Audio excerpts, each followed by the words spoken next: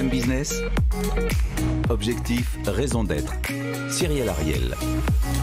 Bonjour à toutes et tous, j'espère que vous allez bien. Alors cette semaine, pareil, on retourne dans la mode éco-responsable et nous recevons la PDG d'Étroit Suisse qui se fera challenger par la jeune start-up Aco Paris. Puis en fin d'émission, nous aurons le débrief de la fondatrice de We Dress Fair. On rentre tout de suite dans le cœur du sujet. Elles sont là, elles sont deux et elles s'engagent. BFM Business, objectif, raison d'être. Les entreprises face aux défis de la RSE. Et nous sommes ravis cette semaine d'accueillir pour la première fois la PDG d'Étroit Suisse. Vous gérez également Shop Invest. Vous êtes Karine Schrenzel. Bonjour. Bonjour Cyril et bienvenue. Merci. Et face à vous, nous avons une jeune start-up qui a été fondée en mars 2021. C'est Valentine Robin, la fondatrice de Aco Paris. Bonjour et bienvenue Valentine. Bonjour Cyril. Alors je vais un peu recontextualiser. l'Étroit Suisse, fondé en 1932, vous avez à peu près un peu plus d'une centaine de salariés. Et vous, Karine Schrenzel, vous avez repris les rênes avec Olivier Schensberger. Voilà, Schensberger en 2018. Et puis Aco Paris, voilà, vous êtes là pour démocratiser, vous dites, la mode en voulant la rendre plus circulaire. Tous vos vêtements sont fabriqués à partir de stocks dormants dans de grandes maisons de luxe et vous produisez à Paris. Alors tout de suite, la question légendaire, quelle est la raison d'être aujourd'hui de la marque l'Étroit Suisse notamment et dont voilà, vous avez impulsé votre nouvelle énergie depuis à peu près 3-4 ans maintenant, Karine Schrenzel. Alors la raison d'être d'Étroit Suisse, c'est permettre aux femmes d'être libres. C'est une marque avant-gardiste qui a mis sur les couvertures de magazines en tout premier une femme en pantalon, qui a démocratisé le plaisir féminin et donc c'est une marque vraiment engagée et féministe. Et de votre côté, chez Aco Paris, Valentine Robin, quelle est votre raison d'être ? Alors la raison d'être d'Aco, c'est vraiment de démocratiser la mode circulaire, vous l'avez dit, parce qu'on s'est très vite rendu compte d'un double problème, que l'impact environnemental du vêtement était à 80% causé par la production de tissus et qu'en parallèle, on brûlait chaque année des milliers de mètres de tissus incroyables. Et on a décidé de créer une marque de vêtements sans avoir à créer de nouvelles matières. Donc tous les tissus sont issus de stocks dormants de grandes maisons. Alors, on va revenir aux Trois Suisses. Effectivement, en 2018, Karine Schrenzel, vous avez lancé le Imagine Trois Suisses. C'est un projet collaboratif en ligne qui a permis notamment de dessiner les esquisses, vous dites, de votre relooking. Avec un relooking, vous dites, plus éthique. Quelles sont aujourd'hui les attentes, justement, de vos consommatrices ? Parce que 1932-2023, il y a un gap. La mode a évolué. Maintenant, on sait que c'est l'un des secteurs les plus polluants au monde. Tous les documentaires nous le disent. Les titres sont alarmants. C'est pour ça qu'il y a des jeunes start-up qui sont directement natives, on va dire, plus éthiques et éco-responsables. Comment, voilà, vous faites... Vous renaissez aujourd'hui? Alors absolument, vous l'avez dit, cette grande dame française a 90 ans aujourd'hui. Et donc effectivement, il a fallu se réinventer aussi, renouveler avec une mode plus responsable et qui s'inscrit dans un écosystème vertueux. On a interrogé des dizaines de milliers de femmes et elles nous ont dit oui, on veut de la fabrication française, on veut un écosystème plus responsable, mais au même prix. Et c'est tout l'enjeu et la difficulté, je pense, pour l'industrie de la mode, c'est de rester aussi accessible, puisque les femmes ont aussi besoin de pouvoir se faire plaisir à des prix raisonnables. Alors comment vous faites, de manière très concrète, pour effectivement continuer, parce qu'on vous connaît depuis 90 ans maintenant, c'est de plusieurs générations, pour rester éthique, donc responsable, mais à des prix abordables? Alors c'est un grand écart. La semaine dernière, on était avec Promode, même enjeu. C'est un grand écart de temps en temps, mais on a compris cette demande. Et quand on a repris, donc notre collection, je suis très fière aujourd'hui de dire que la collection 3S Réédition, qui est une autre marque propre qui réédite des modèles anciens qui ont existé dans les années 70-80 dans les catalogues légendaires d'Étroit Suisse, sont maintenant 100% fabrication française et 87% matière naturelle, 100% naturelle, donc coton, viscose, etc. Donc vraiment des matières naturelles. Ça a été bien sûr un effort parce qu'il a fallu changer tout notre parc de fournisseurs, puisque quand on a repris, c'était uniquement fabrication asiatique. Et donc voilà, 4-5 ans, un long chemin. Depuis 2018, vous avez relocalisé. Absolument. Et ça a été un long chemin, il fallait retrouver des fournisseurs. On y a été petit à petit. Et aujourd'hui, on a réussi à donc mêler ce duo qui est indispensable. C'est à la fois la fabrication française et la matière naturelle. Valentine Robin. Moi, j'avais une petite question par rapport à la co-création. C'est vrai que moi, je suis amenée à le faire beaucoup avec mes clients dans le modèle un petit peu B2C et avec des entreprises que j'accompagne dans le design d'uniformes sur mesure et éthique. Et on se rend compte aujourd'hui que le consommateur a besoin de s'investir dans le process créatif. La question que je me pose, c'est quand on a une identité forte qui dure depuis si longtemps, comment on arrive à prendre en compte ces avis de clients et à garder son identité en tant que marque de mode et sa proposition de valeur initiale? Alors, merci pour cette bonne question, Valentine. En effet, il faut bien sûr avoir son style, sa patte, et donc on a des stylistes et des bureaux pour quand même définir et donner un cadre, mais après on les fait voter, interagir, on leur propose de modèles, de tissus, mais effectivement on ne peut pas juste dire allez-y créer, puisque sinon on perdrait notre identité et puis ce serait peut-être un petit peu difficile d'accoucher d'une collection, mais voilà, il faut évidemment cadrer l'effort, mais en tout cas toujours dans la co-construction et la participation, ce que vous disiez, tout ce qui est participatif est vraiment essentiel et les femmes ont envie aujourd'hui de co-créer. Vous avez effectivement lancé, Karine Schrenzel, le donc 3S Impact. C'est notamment également un programme de soutien pour les jeunes entreprises engagées. Comment ça se passe? C'est-à-dire que vous leur permettez d'avoir de la visibilité sur votre site internet, vous les aidez de manière concrètement, comment vous faites? Absolument. Déjà, on leur donne vraiment une visibilité et un accès à une base de clients qui est quand même conséquente. Combien, votre base de données? Il y a déjà en actif permanent, il y a 2,5 millions de personnes qui ouvrent les newsletters tous les mois, etc. Donc, il y a vraiment un vrai accès. Et on les aide aussi parfois dans des conseils, dans de l'IT, etc. Parce que souvent, ce sont des sociétés qui ont une vraie patte produit, mais qui sont encore jeunes et pas tout à fait structurées encore complètement. Comment vous les sourcez? Alors souvent, c'est soit des demandes qui viennent externes. En fait, ils ont entendu parler de ce programme 3S Impact. Et puis, de temps en temps, en me baladant, je spot une ou deux marques qui m'intéressent. Et puis, voilà, c'est des rencontres et c'est des entrepreneurs français. Et les critères, donc, il faut être français? Il faut être français et il faut avoir une démarche éco-responsable. Alors, on n'est pas fermé. Parfois, c'est le recyclage, tissu recyclé. Parfois, c'est des fabrications artisanales. Il y a différentes choses, mais il faut qu'il y ait une vraie démarche écologique. Ça veut dire qu'AcoParis pourrait en faire partie? Absolument. On en parlera peut-être juste après. Vous avez une question, Valentine Robin? Oui, moi j'avais une question en tant que justement créatrice d'une jeune marque de vêtements. C'est vrai que c'est difficile aujourd'hui de s'affirmer par rapport, on revient toujours à l'identité de marques fortes qui sont là depuis des années, qui ont déjà prouvé ce qu'elles avaient à prouver. Comment vous arrivez à accompagner ces jeunes marques dans ce positionnement par rapport aux marques déjà intégrées sur les 3 Suisses qui justement sont déjà très connues? Alors, en réalité, on laisse vraiment l'ADN des marques. Je trouve que c'est la force justement des jeunes marques comme les vôtres. Elles ont une identité forte, elles ont un sens, une raison d'être très forte. Et donc, c'est pas ça qu'on veut. On veut pas intervenir là-dedans. Au contraire, on veut laisser vraiment la latitude à l'entrepreneur et au créateur, mais on lui donne une visibilité qu'il n'aurait peut-être pas eu seul dans son écosystème. D'un point de vue production, comment ça se passe effectivement? Vous travaillez également avec des labels. Oui. Comment vous faites? Quels sont vos labels? Alors, c'est beaucoup déjà on vérifie les ateliers avec lesquels on travaille pour vérifier le sourcing et voilà. On travaille aussi sur la provenance. Alors là, on est en train d'étudier. Parce qu'il y avait une partie en Asie. Aujourd'hui, c'est quoi? Une partie européenne? Dans quel pays vous faites produire? Alors, c'est vraiment sur le 3S réédition, c'est vraiment fabrication aujourd'hui entièrement française. Et ça représente quelle part de votre catalogue, de votre offre? Alors, de l'offre, c'est important, mais on communique pas. C'est vrai qu'on a plein de marques. Et là, ce que j'allais dire, c'est que toutes nos marques partenaires, c'est là où c'est beaucoup plus dur. On a aussi 3S Impact, qui là aussi est massivement fabrication française. Et puis après, on a plein de marques partenaires. Et là, c'est très difficile, pour être honnête, d'avoir un sourcing clair et de suivre d'où vient leur tissu, leur fabrication, etc. Valentine Robin? Je trouve ça très, très impressionnant déjà d'avoir relocalisé une grosse partie de la production en France parce que c'est pas facile. Je l'ai fait aussi et c'était à beaucoup plus petite échelle. Donc déjà félicitations. Moi j'aimerais juste revenir sur la provenance de la matière. Oui. On le sait aujourd'hui, la matière la moins polluante c'est celle qu'on ne produit pas. Est-ce que vous avez une idée de quel pourcentage de marques upcyclées, donc qui réutilisent de la matière, sont représentées sur les 3 Suisses aujourd'hui? Alors, sur notre marque propre, c'est une réflexion, mais pour l'instant, on ne l'a pas encore menée. Donc, il nous reste encore plein de choses à faire. Et vous avez raison, le tissu et la provenance du tissu est très importante.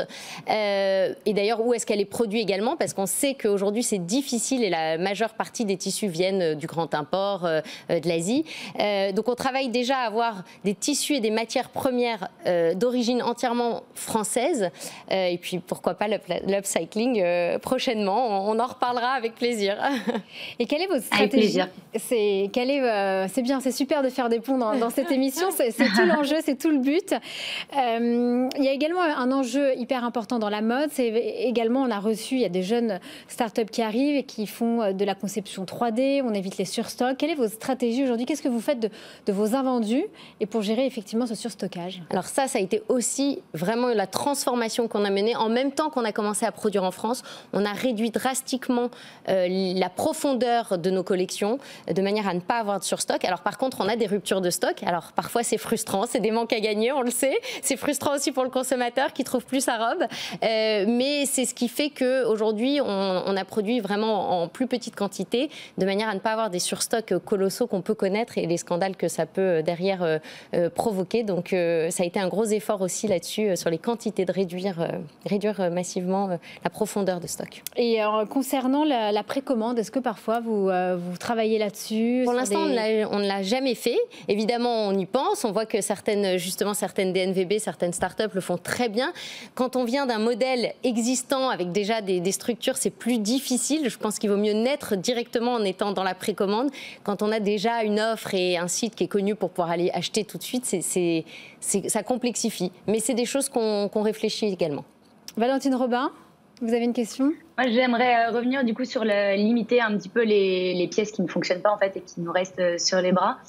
Comment vous faites pour prédire un petit peu les tendances? Parce que j'imagine que s'il y a un travail qui est fait en amont sur les pièces qui vont fonctionner plus que d'autres en fonction des tendances de la saison, est-ce que vous faites ce travail-là en interne avec votre équipe interne de stylistes modélistes? Ou est-ce que vous faites appel à des entreprises externes pour prédire les tendances? Je pense notamment à Euritech ou d'autres structures. Alors on regarde, il y a des structures connues, et effectivement on regarde ce qui se fait sur le marché, mais on a aussi cela en interne avec vraiment les tendances, et puis c'est ce qui fait aussi la patte, et on sait aussi ce qui a fonctionné, on a quand même une histoire, et donc on adapte à la fois les tendances et bien sûr l'adaptation à notre propre clientèle, et donc c'est un mix des deux. Il y a une énorme tendance, en parlant de tendance, c'est la seconde main. On l'a bien vu, même Promode, qui était sur notre plateau la semaine dernière avec son président, il lance des corners en pilote. Et vous, comment ça se passe? Même sur vos sites, on les voit, toutes les marques, même un peu premium, etc., se lancent dans la seconde main. Est-ce que vous allez faire un encart spécial? Alors, non, pour l'instant, c'est pas ce qu'on fait. Alors, c'est très personnel, mais j'aime aussi le fait de se dire qu'il n'y a pas de seconde main et qu'on peut donner. Je pense que c'est important, le don. Donc, on encourage. La stratégie, vous, c'est plutôt le don. Voilà, moi, je sais que je suis active dans d'autres associations à titre personnel, et je trouve que le don est aussi très important. C'est bien de pouvoir revendre, au contraire, je trouve que c'est très positif dans une économie circulaire, mais parfois de pouvoir aussi juste se dire en fait je le revends pas, je le donne. Il y a plein d'associations qui en ont besoin et je trouve ça aussi très positif, mais c'est très personnel comme avis. Valentine Robin, vous en pensez quoi? La seconde main, la mode? Je pense qu'aujourd'hui, il y a effectivement une grosse tendance autour de la seconde main. Après, il ne faut pas non plus que ça dédramatise l'acte d'achat, ça reste quand même un achat, et c'est vrai qu'il y a beaucoup de discours très controversés sur notamment la plateforme Vinted. Nous, la solution qu'on a trouvée, c'est du coup réutiliser de la matière déjà existante, donc non utilisée, mais ça peut être aussi une alternative à réutiliser ce qui est déjà existant et le transformer.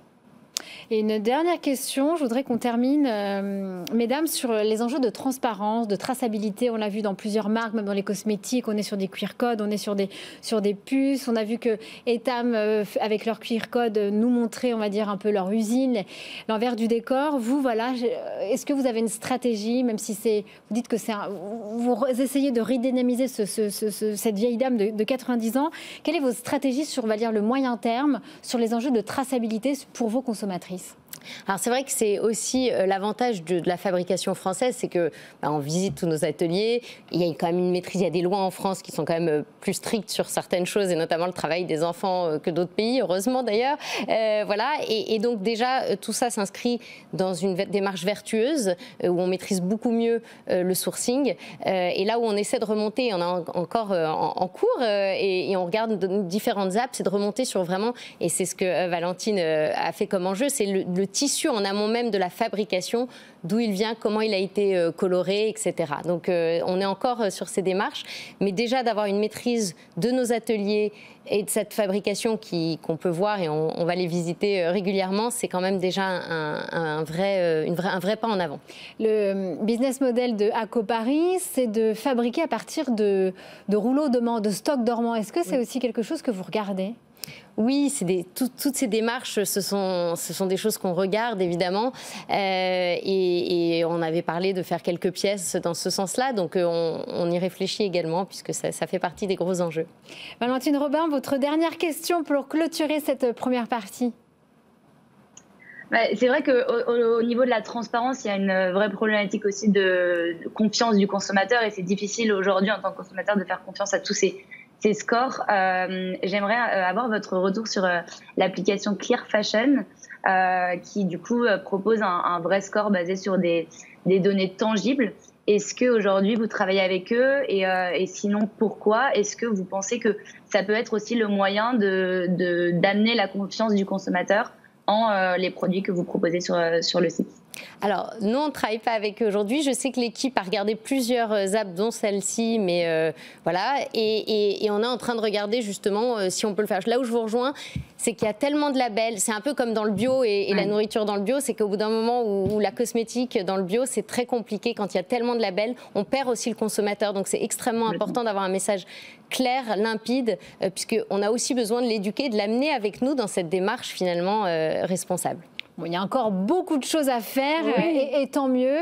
Merci infiniment Valentine Robin, fondatrice de ACO Paris ou ACO tout court d'ailleurs. Merci infiniment pour avoir été la challengeuse de la semaine. Et on continue, Karine Schrenzel, avec d'autres questions, cette fois-ci avec la débriefeuse de la semaine. BFM Business, objectif, raison d'être, le débrief. Eh bien, nous sommes ravis d'accueillir de nouveau notre débriefeuse de la semaine, c'est Marie Nguyen. Là, vous êtes la cofondatrice de la plateforme WeDressFair. C'est un site qui répertorie uniquement des marques éco-responsables. Bienvenue de nouveau, Marie Nguyen. Merci beaucoup de m'avoir sur le plateau. Alors voilà, vous avez pris des notes. Voilà, qu'est-ce que vous pensez aujourd'hui de ce virage, on va dire, plus éco-responsable depuis l'arrivée de Karine et Olivier à la tête des Trois Suisses? Et puis surtout, quelles sont vos deux questions? Vous avez un peu plus de 3 minutes. Trop bien. Déjà, merci beaucoup pour cet éclairage. Moi, j'avais une question pour revenir donc, sur 3S Impact, qui est finalement ce qu'on fait nous aussi chez WeDressFair. Vous avez parlé du point de vue des créateurs, vous leur donnez plus de visibilité, vous leur permettez d'avoir une base cliente plus grande, mais vous avez peu parlé du coup de l'attente de vos clients. Est-ce que c'est quelque chose que vos clients attendent aujourd'hui et quelle est votre ambition? Est-ce que vous avez envie aujourd'hui d'augmenter le nombre de créateurs éco-responsables et peut-être d'aller sur du 100% de créateurs éco-responsables sur les Trois Suisses? Alors, oui, c'est un vrai programme important pour nous et on a envie de continuer à onboarder des marques, mais on prend le temps de les sélectionner quand même. C'est pour ça que, voilà, on n'a pas non plus vocation à en rentrer 100 Combien vous en avez aujourd'hui? On en a une petite quarantaine. Voilà, et on les sélectionne et on échange avec eux pour aussi s'assurer de leur raison d'être. Et donc, voilà, on veut continuer à faire croître ces partenariats. On est d'ailleurs en train d'en onboarder quelques autres et on veut aussi une complémentarité, c'est-à-dire qu'on veut des marques qui apporte quelque chose à chaque fois à la consommatrice. Et vous avez raison, c'est avant tout aussi qu'est-ce que cherche le consommateur. Et oui, il y a une vraie recherche. Il a envie de trouver de nouveaux produits, des choses différenciantes. De là à devenir et de là à faire 100% la bascule aujourd'hui, encore une fois, on vient quand même d'une entreprise qui existe depuis longtemps avec des partenaires qui existent parfois, des partenariats de 30 ans. Donc aujourd'hui, c'est plutôt de trouver un meilleur équilibre entre les deux que de 100% aller vers le 3S Impact. Merci. Juste avant l'émission, je suis allée sur le site et en fait, j'ai vu que vous étiez sur la 3e démarque des soldes. Oui. Et moi, je voulais avoir votre avis sur la nécessité de réduction. Aujourd'hui, est-ce que vous contrôlez le nombre d'incitations à l'achat et comment vous faites aujourd'hui pour essayer de diminuer ces incitations à l'achat? Alors, c'est une question qu'on se pose souvent. Est-ce qu'on fait les soldes? Est-ce qu'on fait Black Friday? Est-ce qu'on fait... Moi, je fais partie de ceux qui pensent quand même que le pouvoir d'achat, on est une marque aussi accessible et que le pouvoir d'achat reste un élément central encore plus aujourd'hui autour de tout ce qui se passe dans l'actualité et que voilà, ça répond quand même à ce problème et que ça répond aussi parfois à du gaspillage. C'est-à-dire que plutôt que de gaspiller, il vaut mieux vendre un peu moins cher que d'avoir des stocks invendus. Pour autant, on sait très bien que ça s'essouffle tout court par le consommateur. Le lancement des soldes n'a rien à voir avec un lancement de solde d'il y a 5 ans. Donc je pense que petit à petit, le consommateur lui-même, qui est quand même éduqué, amènera aussi ce qu'il veut et ce qu'il souhaite. On a déjà vu qu'on a raccourci les soldes. Enfin voilà, je pense que... voilà. Et donc aujourd'hui, Trois Suisses fait encore des promotions. Et le Black Friday. Et le Black Friday. Dernière question, Marie Nguyen. Du coup, sur la question du prix, ça revient un petit peu à la question des soldes. J'ai vu notamment sur votre collection Made in France qu'il y avait une robe qui sortait à 17 €. Aujourd'hui, comment on fait pour sortir une robe Made in France à 17 € sans faire de concessions sur le sourcing et sur les emplois ouvriers qu'il y a derrière?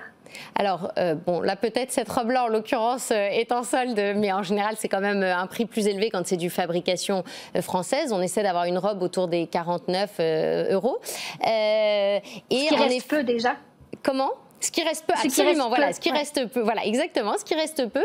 Et c'est là où, honnêtement, il n'y a qu'une façon, hein, on peut tourner en rond, monter, descendre, il faut réduire ses marges. Et c'est aussi pour ça qu'il ne faut pas produire trop, pour ne pas avoir trop de stock non plus pendant les soldes. Enfin voilà, c'est tout un système et un cercle vertueux qu'il faut arriver à créer. Mais clairement, il faut renier sur ses marges, parce que voilà, c'est forcément plus coûteux aujourd'hui, en tout cas, que de la création asiatique. Eh bien, écoutez, merci infiniment. Merci beaucoup, Marie Nguyen, pour avoir été notre débriefeuse de la semaine. Et maintenant, on continue toujours avec les questions des internautes. Merci. BFM Business, objectif, raison d'être. Les questions des internautes. Et comme chaque semaine, je suis ravie d'accueillir ma consoeur Rebecca Blanc-Lelouch pour les questions, effectivement, pour Karine Schrenzel. Et on commence avec Sébastien qui vous demande « Seriez-vous prêt à faire, à l'instar de la Camif, une journée anti-Black Friday ?» Alors, comme je viens de dire, on fait Black Friday, donc c'est un petit peu compliqué de faire une journée anti-Black Friday pour plein de raisons, comme je l'ai expliqué. Mais je respecte tout à fait. Je trouve que c'est aussi une démarche intéressante selon l'entreprise. S'ils ont des partenaires, si c'est que de la production propre, on ferait que notre production. Peut-être qu'on ne ferait pas les soldes ou le Black Friday. Voilà. Donc c'est envisageable. En l'état aujourd'hui, avec tous nos partenaires, non, puisque je disais, je fais Black Friday. Mais je respecte tout à fait que d'autres puissent avoir cette démarche et que je trouve intéressante. Combien de femmes sont dans votre comité directoire, demande toujours Sébastien.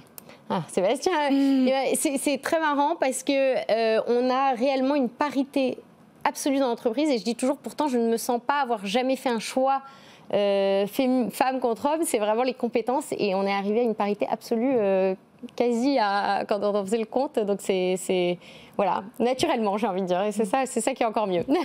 On continue toujours avec Sébastien. Quel est votre taux d'invendu et qu'en faites-vous après déstockage et après les soldes? Alors, depuis notre transformation, aujourd'hui, la seule chose, en fait, on n'a pas justement de filière autre et ça reste sur le site, soit en solde, soit en Black Friday. On n'a pas besoin justement d'avoir recours à ces soldeurs ou des stockeurs. Ou à des dons, vous faites des dons aussi? Alors, parfois, voilà. Par contre, ce qu'on a pu faire quand il y a vraiment eu des surstocks, et c'était principalement des anciennes collections quand on a repris, on a pu faire des dons. Des associations. Exactement. On continue. On continue avec Nicolas. Est-ce que les 3 Suisses peuvent devenir une plateforme de reconditionnement et de deuxième main? Si oui, comment? Alors, je ne pense pas que nous ayons vocation à cela aujourd'hui, puisque les femmes viennent justement aussi pour avoir la diversité de l'offre. Ça ne pourrait pas les intéresser? Bien sûr qu'on pourrait l'avoir en complémentarité, mais de là à devenir une plateforme uniquement, je crois que c'était le sens de sa question, de seconde main. Je pense qu'il y a des gens qui le font très bien aujourd'hui sur le marché, mais pourquoi pas par contre mêler les deux. Et puis on continue avec Arnaud. Comment et par quels moyens est-il possible pour la directrice des 3 Suisses de suivre et surtout de piloter la transformation profonde et transversale de l'activité de l'entreprise? Ça a été, voilà, on a fait un long chemin, il y a encore plein de choses à faire, mais on a fait un long chemin en 5 ans depuis la reprise. Et c'est vraiment ça, je pense, c'est de montrer l'exemple. C'est-à-dire que quand on m'a dit c'est impossible, tout est fabriqué en Asie, on a des fournisseurs avec lesquels on travaille depuis 30 ans, je suis allée moi-même voir des ateliers en France, un peu partout, en disant on va trouver. J'ai amené les équipes avec moi et il faut le faire, il faut montrer l'exemple. Je pense que c'est vrai toujours, il faut être dans l'exemplarité et après les gens suivent. Et on continue avec Leïna. On termine avec Leïna. Quel est le taux de personnes en situation de handicap parmi vos employés? Alors, j'ai pas le taux exact. En revanche, ce qu'on a fait très récemment et que je trouve, moi en tout cas, j'étais très contente de pouvoir mettre ça en place, c'est que sur notre site, on a donné un accès à toutes les personnes handicapées. Donc aujourd'hui, des gens malvoyants, etc. On a complètement réadapté le site parce que c'est quand même un écosystème tant pour nos employés que pour les consommateurs auxquels on ne pense pas. Nous, on est aussi sur Internet et parfois on ne pense pas que dans des situations de handicap, on ne peut pas faire ses courses sur Internet facilement. Et c'est ce qu'on a mis en place il y a 2-3 mois et on en est... Mais en interne, parmi vos employés? Je vous disais, j'ai pas le taux exact, mais en tout cas, voilà, on essaie de travailler sur un écosystème au global et aussi pour le consommateur. Okay. Voilà. Et une dernière question pour moi très rapidement, c'est la fresque du textile. Oui. Est-ce que voilà, c'est une formation que vous allez pouvoir, parce que dans d'autres entreprises, c'est la fresque du climat, comme le groupe Bell, et voilà, et on l'a entendu la semaine dernière avec Promode également, c'est pour sensibiliser ses collaborateurs à dire à l'impact du climat ou surtout de la mode sur le climat et pour éco-concevoir. Exactement. Alors on a regardé effectivement cet organisme qui est très intéressant et on est en train de réfléchir à différentes formations. On a aussi accueilli récemment le président de la Fédération du prêt-à-porter pour qu'il sensibilise l'ensemble des équipes pendant toute une session sur justement le RSE. On a également accueilli une personne qui travaille sur le RSE quand on est hébergeur, puisqu'on consomme aussi, quand on est sur le web, on consomme, et comment réduire cette consommation. Donc on les sensibilise régulièrement à travers différentes formations. Eh bien, écoutez, merci infiniment. Merci beaucoup, Rebecca Blanc-Lelouch. Et puis, mes 3 invités de la semaine, Marie Nguyen, Valentine Robin et Karine Schrenzel. J'espère que cette émission sur la mode responsable vous a plu. Je vous souhaite une excellente fin de journée. Je vous donne rendez-vous la semaine prochaine à la même heure, au même endroit. D'ici là, prenez soin de vous. Bye bye. BFM Business. Objectif, raison d'être. Les entreprises face aux défis de la RSE.